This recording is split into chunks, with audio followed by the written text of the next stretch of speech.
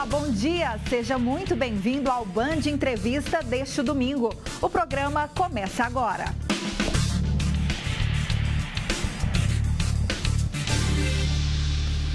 E na edição de hoje, recebo aqui no estúdio do Band Entrevista, Carlos Alberto Bachiega, que é da Autarquia Municipal de Saneamento Básico e Ambiental de Penápolis, cidade que fica bem próxima aqui a São José do Rio Preto. Muito obrigada pela presença. Obrigado você, Carol. Então, para a gente começar, é mais conhecido como DAEP, né? O antigo Departamento de Água e Esgoto da cidade. Perfeito. Qual que é a história do departamento? Olha, o Departamento de Água e Esgoto de Penápolis esse ano está comemorando 45 anos de existência, né? Ele foi criado em 78, né? Até então, a própria prefeitura é quem executava os serviços de saneamento, basicamente água e esgoto. Em 78 cria-se o departamento, né? E esse ano, agora em 23, nós fizemos uma alteração na legislação de criação e a gente passou a ser agora uma autarquia municipal de saneamento ambiental. Por que isso? Porque hoje saneamento, pelo conceito brasileiro, pela legislação toda, ele compreende 4 componentes, né? Que é água, esgoto, resíduo sólido, né? A questão do lixo e tudo mais, e também drenagem urbana, né? O DAEP até 1992 cuidava só de água e esgoto. Em 92 passou a cuidar de resíduo sólido, do lixo. E a gente está se preparando agora para também vir no futuro cuidar de drenagem urbana. Por isso que saneamento ambiental, né? Além disso, a autarquia também tem ações na área de educação ambiental, né? Por isso que a gente ampliou esse conceito e estamos ampliando também as atribuições e responsabilidades da autarquia. Bachiega, a sua presença aqui é muito importante porque quando a gente fala de saneamento básico, acho que a maior parte da população não entende na prática como que funciona. Acha que nós estamos falando somente de esgoto. E não é só isso. E é uma prática muito importante para garantir a saúde da população e principalmente a saúde do meio ambiente, né? Então eu queria que você falasse mais sobre isso, o que é feito, como que funciona na prática o trabalho de vocês. Sim. Na realidade você colocou muito bem, Carol, né? O conceito de saneamento hoje é muito mais amplo e o objetivo, a finalidade, quando a gente fala de uma política de saneamento básico, saneamento ambiental, é de você garantir que o ambiente onde você vive, onde você trabalha, a cidade, que seja, ou mesmo uma propriedade rural, né? Porque a gente não fala só de saneamento de cidade, ela tenha condições de estar saneada, de não ser um espaço, um ambiente que vai te transmitir doença, por exemplo, né? Com presença de vetores. A gente tem a questão de dengue, questão de leishmaniose para os animais, tem uma série de coisas, doenças que são causadas pela condição do ambiente. Então o ambiente tem que estar saudável, né? Saneado. Por isso que a gente tem que tomar e usar água potável e não água de rio, né? Para beber, para matar sede, para fazer os afazeres, a higienização das pessoas, né? Por isso que a gente tem que pegar o esgoto que a gente produz e afastar para longe desse ambiente, né? E aí, antigamente, a gente afastava e jogava na natureza. Hoje, nem isso a gente pode fazer. A gente tem que afastar para o ambiente da casa e da cidade ficar saneado, mas a gente tem que tratar, porque a gente não pode prejudicar o meio ambiente, né? Então, tudo isso é uma situação. Mesmo com a resíduo sólido, né? A gente não pode ter uma cidade onde o lixo vai se acumulando, né? Porque o lixo também atrai vetores, doenças e tudo mais. Então também você não pode jogar esse lixo em qualquer lugar, né? Porque você tem a questão do meio ambiente que você tem que dispor ele de forma adequada. E a drenagem urbana é a mesma coisa. Se eu moro numa região da cidade que sofre por enchente em período de chuva e tudo mais, a enchente também é um elemento que pode propiciar doença, né? Então, por isso que hoje tem esse conceito dessas 4 componentes, porque eu preciso cuidar de tudo isso para que o ambiente da minha cidade, da minha casa, do local onde eu vou praticar um lazer ou onde eu trabalho, ele esteja saneado e em condições de propiciar saúde. E também tenho que cuidar do meio ambiente, né? Que é uma outra política, mas eu não posso prejudicar. Como tem a política de recursos hídricos também, eu não posso poluir o rio e tudo mais, né? Então, isso é um conceito muito amplo E quando a gente está estruturando essa política ou esses serviços do município, numa cidade, a gente tem que ter essa concepção ampla, porque senão sempre vai ficar faltando alguma coisa e você não consegue o objetivo maior, que é o de garantir a saúde e um ambiente saneado para todos. E qual é a situação atual hoje do município de Penápolis? Olha, Carol, a gente tem uma situação, eu diria, privilegiada, né? Porque se você comparar, eu trabalhei muito tempo também na região norte do país, na região nordeste, e lá é completamente diferente a realidade, né? Uma carência muito grande. Penápolis hoje tem uma população de 65 mil habitantes, praticamente toda da zona urbana, né? 63 na zona urbana. A gente tem na zona urbana 100% de água tratada e que chega nas residências e tudo mais. A gente tem 100% do sistema de coleta de esgoto e de tratamento de esgoto. Desde 1990, mais ou menos, a gente já tem essa situação, né? A gente tem 100% da coleta de resíduos também, de domésticos, né, do lixo. A gente tem um aterro sanitário próprio, a gente tem uma área de inertes também.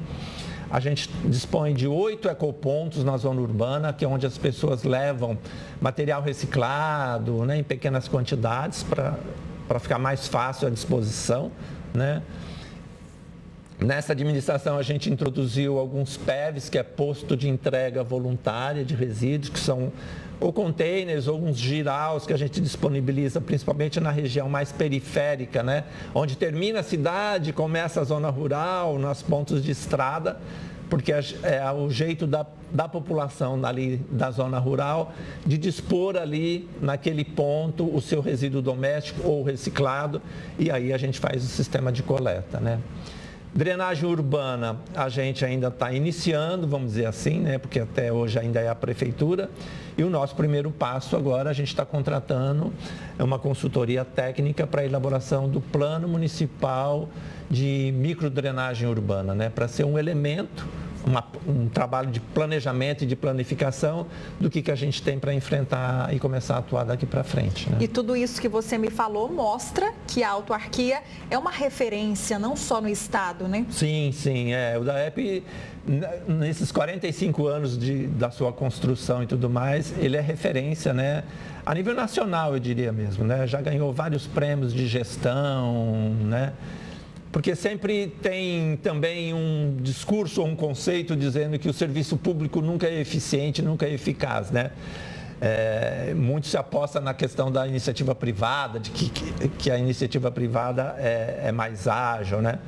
Tudo bem, acho que tem todas essas questões, né? No serviço público a gente é obrigado a seguir uma série de legislações, né? Porque a gente está lidando com dinheiro público e tudo mais. Mas nesses anos todos o DAEP conseguiu ser referência e conseguiu resolver todos esses problemas, né? Sendo uma empresa pública, né? Sendo uma autarquia e tem sustentabilidade econômica, financeira, né? E consegue realizar todos esses serviços. Que bom, e não tem expectativa nem estimativa de que entre capital privado na empresa? Não, a gente ainda não tem essa possibilidade, né? Porque ainda é uma autarquia. Para haver essa possibilidade, a gente precisaria se transformar numa empresa de economia mista, né? Onde eu posso ter esses dois capitais, o público e o privado, né? Mas isso ainda não é projeto para agora, né? O que a gente é resistente é na questão da privatização, né? Isso não é uma postura da direção da autarquia ou mesmo da administração municipal, do prefeito. Isso é uma posição que você vê muito forte na população mesmo, né? A população tem um reconhecimento muito grande sobre a qualidade do serviço da DAEP e não quer abrir mão desse patrimônio, né? Que acho muito justo. Nós estamos falando de uma população de quase 30 mil pessoas na cidade que tem 100% do serviço de saneamento básico. A população é de 63 mil. A gente tem 30 mil ligações, né? De usuários cadastrados, né? Que são as pessoas, então, que contribuem, né? Seja ligação residencial, comercial ou industrial. E vocês pensam em expandir para as cidades ali ao redor de Penápolis ou não? Tem uma conversa, né? Um discurso, não é um discurso, tem uma expectativa com relação a isso, mas isso demandaria a gente ter uma articulação muito grande com essa região toda e chegar num desenho institucional, né, do que seria isso, se é um consórcio, se é uma empresa de economia mista, né? Mas no momento isso não é prioridade, né? A nossa prioridade agora é de recuperar algumas instalações e alguns equipamentos que a autarquia possui, né? Como a estação de tratamento de água, que tem 60 anos e que ela precisa ser reformulada, né? Um investimento estimado de 43 milhões, né? Estamos, inclusive, apresentando uma proposta ao PAC, né, do governo federal, para ver se a gente consegue um financiamento com relação a isso. E outros investimentos que a gente tem feito, né? O Poço Profundo, né, como você já até comentou, que é para a gente ter uma segunda fonte de captação de água, né? Hoje toda a água que nós fornecemos, água potável, ela provém do Ribeirão Lajeado, e é um ribeirão pequeno, que corta a cidade, né? E que em períodos de estiagem muito grande, como a gente tem vivido agora essas mudanças climáticas todas, né? Ele fica meio sofrido, vamos dizer assim, né? A gente não consegue atender toda a demanda. Então, em 21 a gente quase que tivemos que fazer racionamento, fomos contornando com outras medidas. E é um ribeirão que é muito vulnerável. A gente teve também, recentemente, o ano passado, a rodovia Marechal Rondon, que liga a capital ao todo o interior paulista, ela passa por sobre esse Ribeirão Lajeado e um ponto acima da captação. Ano passado a gente teve um acidente que um caminhão que transportava soda líquida caiu exatamente dentro do ribeirão, né? Contamina, né? Contamina, a gente teve que ter toda uma estratégia de suspender o tratamento e tudo mais, né? Mas conseguimos resolver isso em 30 horas e estabelecer. Então, é um ribeirão que é vulnerável, né? Por essas questões todas. Seja mudança climática, seja acidentes por passagem da rodovia. Então, o Poço Profundo é uma alternativa de captar água do aquífero Guarani a 1.100 metros de profundidade, né? Nós estamos já em perfuração, estamos com 800 metros já perfurado e ele representa um investimento de 6 milhões de reais que a autarquia está fazendo. Bachier, então segura que daqui a pouco você vai falar mais sobre esses grandes investimentos do DAEP, porque a gente vai para um rápido intervalo, vamos tomar uma aguinha, o seu tempo de tomar um cafezinho, daqui a pouco a gente está de volta, não saia daí.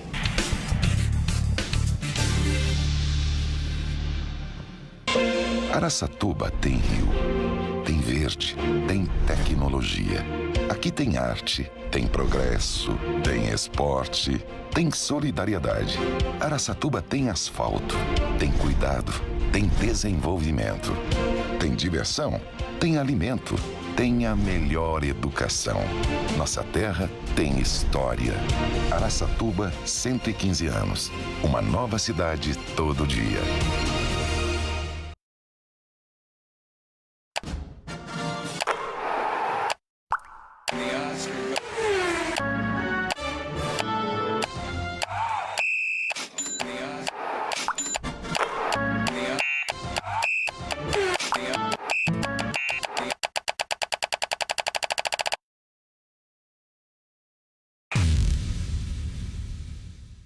Bandmulti.com. Seja sempre o primeiro a saber. Nesta terça, é Natal no MasterChef Mais. Amo Natal. Tem prato que mexe com as memórias. É biscota, biscota. É muita emoção, né? Natal, biscoito. Tem novidade. Pela primeira vez no MasterChef Mais, a gente vai ter uma prova em equipes. Tem até uma ajudinha especial. Gisele e Leonardo, cada um vai ajudar um time, tá? Mas sabe o que não tem? Moleza. Tem que pôr o chocolate agora no biscoito, senão não vai ter festa de Natal pra ninguém. Na prova de eliminação... A gente não quer só um rocambole. A gente quer que vocês preparem um acompanhamento e mais uma coisinha, um molho. Não é tão fácil. Nesta terça, 10h30 da noite, MasterChef Mais.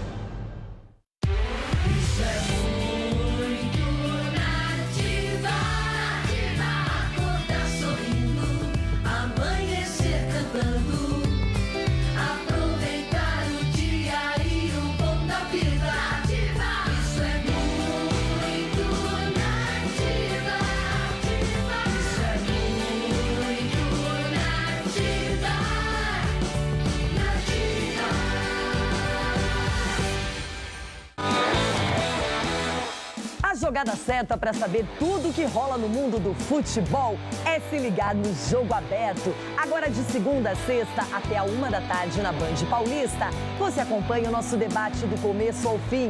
Eu, Denilson Show e toda a nossa turma, mais tempo com você na Band Paulista.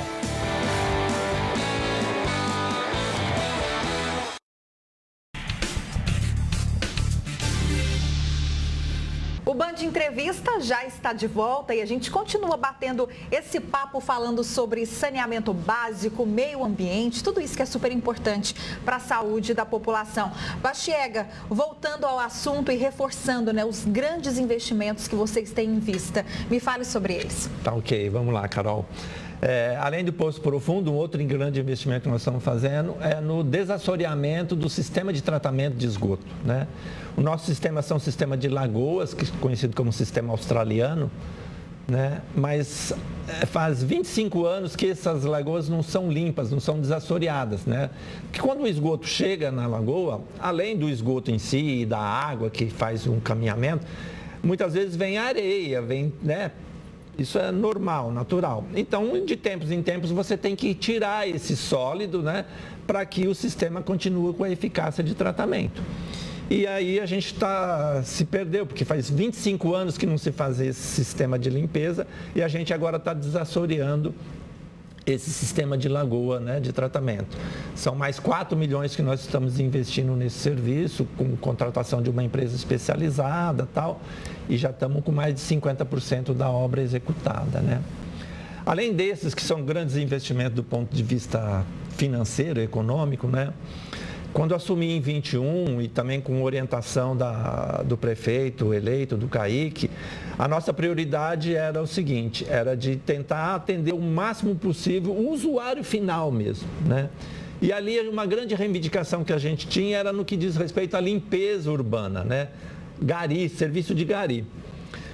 A gente tinha 6 garis, todas elas com mais de 60 anos de idade, aposentadas e que continuavam, e que não tinham como mais ampliar. E o DAEP nem tinha condições de montar uma nova equipe nesse modelo, nesse desenho, quer dizer, contratar mais 100 garis para conseguir dar cobertura na cidade toda, né? Penápolis hoje tem 350 quilômetros de via, a cidade toda é pavimentada, a gente não tem um trecho muito pequeno de uma via urbana que não está pavimentada. Então, são 350 quilômetros de via. Se você duplicar por guia e sarjeta, são 700 quilômetros de guia e sarjeta que a gente tem que manter limpo. Então, a gente tinha situação de bairros com mais de 10, 15 anos que nunca passou gari lá. O bairro se mantinha mais ou menos limpo porque as pessoas se limpavam, né, e tudo mais. Então, a gente criou um programa que chama Programa Saneamento Solidário, tem um apelido que eu gosto muito que chama SOL, né? Que a gente não seleciona, a gente pega pessoas da comunidade que queiram fazer o trabalho de gari e eles têm um compromisso de manter aquele trecho do bairro, e são pessoas do próprio bairro, 3 vezes por semana eles têm que limpar aquele trecho lá, né? Sem definição de horário, eles escolhem o horário, se quer fazer mais de noitinha, de madrugada e tudo mais. E a gente faz um apoio financeiro que a gente chama, que é pagamento por serviços ambientais urbanos, PSAU, é uma ferramenta que está regulamentada em legislação federal, inclusive. E cada pessoa dessa recebe no final do mês, vamos dizer assim, de 30 dias, por volta de R$650 como um apoio financeiro, né? Normalmente são 2 horas, ou no máximo 3 horas de trabalho nesse dia, no horário que ela escolheu. E isso acabou virando um sucesso, né? Hoje a gente tem a cidade toda coberta com esse programa. Quantas pessoas? 280 pessoas, né? Elas podem ficar no programa por 6 meses, depois elas têm que sair, têm que dar um prazo e depois de 6 meses elas podem retornar. Mas a gente tem mais de 1.000 pessoas que já passaram por esse programa, né? E ele tem um alcance social assim enorme, né? Porque ajuda muito as pessoas em melhorar a renda. A gente tem vários depoimentos de pessoas que, por exemplo, que tinham um problema de depressão, senhoras e tudo mais, porque se aposentou, está em casa. E aí, com essa atividade, elas falam, né? Não, larguei todos os remédios, estou ótima, estou fazendo o que eu gosto, do jeito que eu posso, entendeu? Nesse dia, se não deu, eu faço no outro dia, né?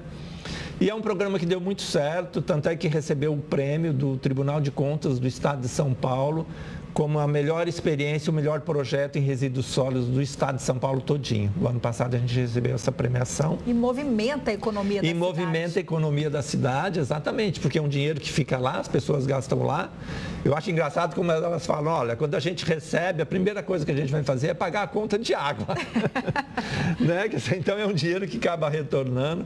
Então é um sucesso muito grande. Então são essas questões todas que a gente vai levantando e vai encontrando soluções alternativas, né? Porque não adianta eu imaginar que, não, vou contratar uma empresa então para fazer a limpeza, tá? Isso é um custo muito alto, porque a empresa tem que cumprir todas as obrigações trabalhistas, tem que ter o seu lucro e tudo mais. Só que isso acaba encarecendo para quem? Para o usuário, que é quem paga, né? Na forma da tarifa e tudo mais. Muito interessante, porque eu tenho certeza que quem está nos assistindo conhece uma senhorinha aposentada que passa seu tempo livre varrendo toda a rua. E agora, em Penápolis, ela pode receber Pode receber um apoiozinho financeiro para ajudar na receita. E para o ano que vem a gente quer ampliar esse programa, sabe? Ampliar ele também para as praças, porque a gente tem muito isso também, pessoas que às vezes que se agrupam numa pracinha que tenha no bairro e querem cuidar.